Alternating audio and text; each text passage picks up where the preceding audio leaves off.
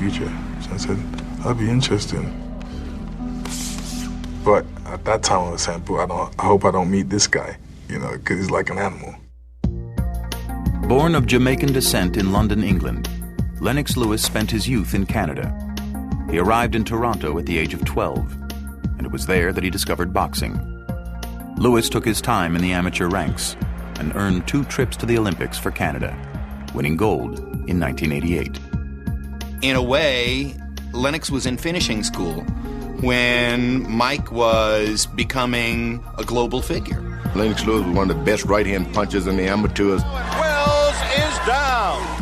Everything you want from an Olympic gold medalist, Lennox Lewis had the package. I beat the great American superstar Riddick Bowe, knocked him out. And the winner is Lennox Lewis. All of a sudden, you win the Olympics, everybody wants your autograph, and you become important. In 1989, Lewis moved back to England to turn pro. Lennox Lewis is in total command now. And scored his first important victory against Razor Ruddock in 1992. It's over.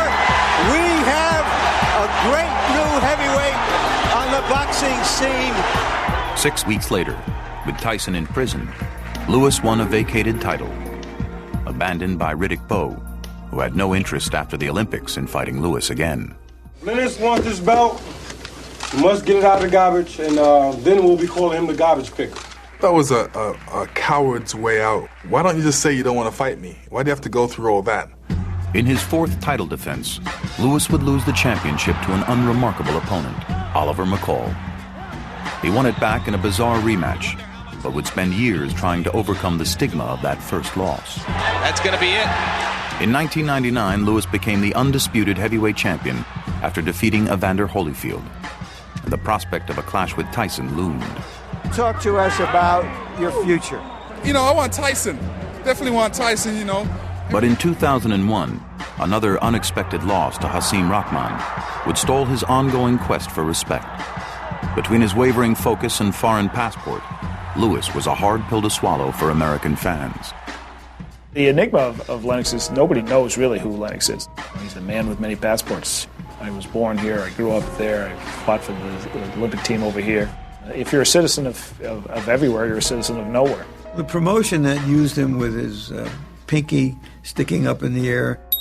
Tea time, Mr. Lewis. Lovely idea. Accented the negative. Will your mum be at the fight? She never misses a bout. Another thing about Lennox Lewis was he played chess. For goodness sakes, the heavyweight champion playing chess. Because Lennox has a British accent. The notion persisted throughout his career that he was somehow more civilized than Mike, and therefore he wouldn't be the same kind of destructive force. He's a nice guy, and he's a great guy, and that's why I like him. Well, yeah, that might be why you'd like to have him over for tea. But, being a great guy and $1.50 will get you a ride on the subway as far as being heavyweight champion goes.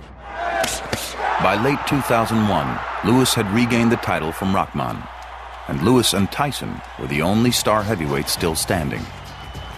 By finally meeting, Lewis would get a chance to cement his legacy, and Tyson an opportunity to get out of debt and justify his rage.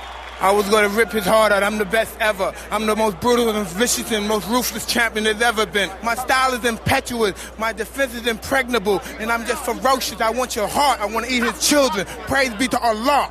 There was a tremendous talk about this fight happening, Lewis versus Tyson, and so many doubters because Lennox Lewis is tied to HBO. Mike Tyson is tied to Showtime. How on earth are these two networks who are rivals going to join forces to enable this fight to happen? The fighters wanted it, the public wanted it, and seeing the great potential profit to be made, the two networks, after extensive negotiations, finally agreed to come together for an unprecedented joint pay-per-view broadcast. The fight was set for April 6, 2002 in Las Vegas, and in January, a press conference was convened in New York City to announce the plans.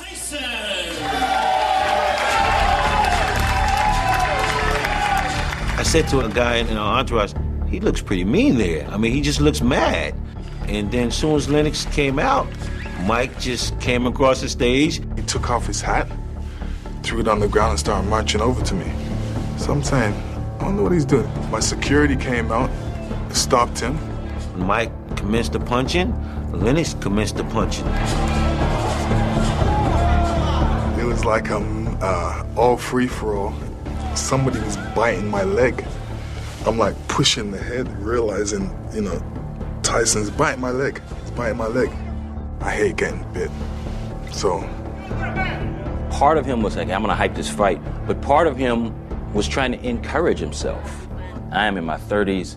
I am 4 or 5 years away from a competitive fight. This man is up to the mark. Let me look into the eye of the tiger and see if I see any wavering. And I don't think he saw any. And so it degenerated from there. He knows that he's a jerk. He knows that he's been taken for a ride by all the people around him. That's what makes him angry. And when he's yelling and screaming, you can almost see him crying because he knows that this is not where he wants to be. Oh, you love me. Yet he doesn't have the wherewithal to pull himself out.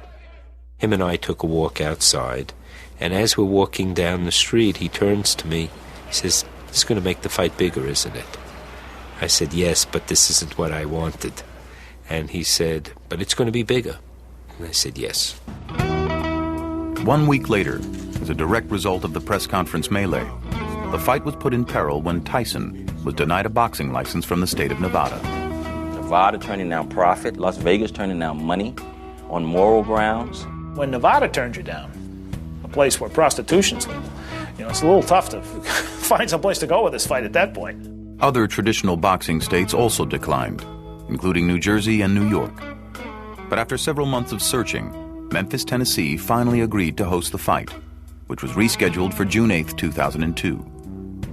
In April, Tyson opened his training camp in Maui, Hawaii, and the few journalists who traveled there found Tyson's behavior as raw and unchecked as ever. I may like fornicating more than other people. It's just who I am. I sacrificed so much of my life. Can I at least get laid? You know what I mean? I've been robbed of most of my money. Can I at least get a... With Tyson, enough was never enough, no matter what he did. And this was almost accepted as just part of the show. How confident, Mike, are you that you can win this fight? Are you talking out of turn? No, I think we're all talking together. I normally don't do interviews with women unless I fornicate with them. So you shouldn't talk anymore. Unless you want to, It was just watching a man reduced to his rage. I wish one of your guys had children so I could kick them in the head or stomp on their testicles so you could feel my pain, because that's the pain I have, waking up every day. It's part frustration, it's part fear, it's part performance, it's part hype. Mike is a salesman. Mike knows what put asses in seats. Mike knows controversy does it. Once in Memphis, great efforts were made to keep the fighters apart, including separate press conferences and weigh-ins, which dramatized how volatile Tyson was perceived to be. But when he arrived at the arena on fight night, there was a collective sigh of relief. Finally, Lewis Tyson was on. I didn't see him until a couple hours before he was supposed to go in the ring. And he was so confident. Mike